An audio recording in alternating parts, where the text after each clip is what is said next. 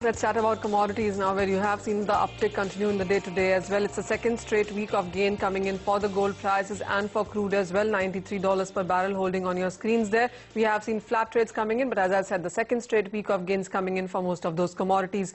Can't say the same about the copper prices. Remember, that has been trading very flat. While you have seen some jump up coming in for the nickel and zinc prices, the copper prices actually seem to be closing the week on the flat note there. Let's get in then. Kishore Narne, he's Associate Director, Head Currencies and Commodities, Motilal Oswal, and he joins us live on the show. Kishore, hi, welcome. Let's start with the precious metal space first, and some bit of a gain coming in, but 1600 is still a resistance. Yes, Manisha, I think the sustainability of this strength could be very short-lived. We still believe that there is some more downside left in gold, both gold and silver. Especially gold has potential to go down to as low as 29,200 or even below that for short term. So I think some real kind of supports will come very close to 29,000 levels, 29,050 kind of levels in India. So until unless that time we don't see any major rally coming up.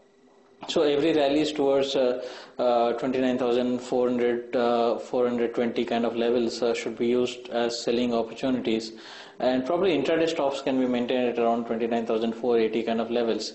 But we doubt this rally to be really sustainable.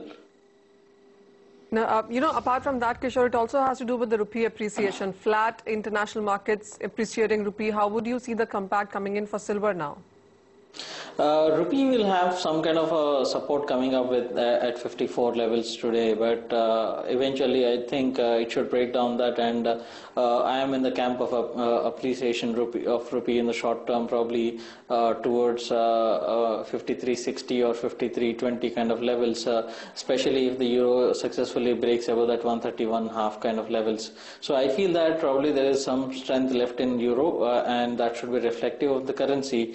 So the moment that comes in, probably even the gold rallies in the international markets towards around 1610 kind of levels. On the domestic front, the pressure from the rupee side would be continuous to be maintained. And then there's a steady up move coming in for the crude prices as well, Kishore. $93 holding at this point in time, while there have been very contradictory fundamentals coming in, but the prices have held on.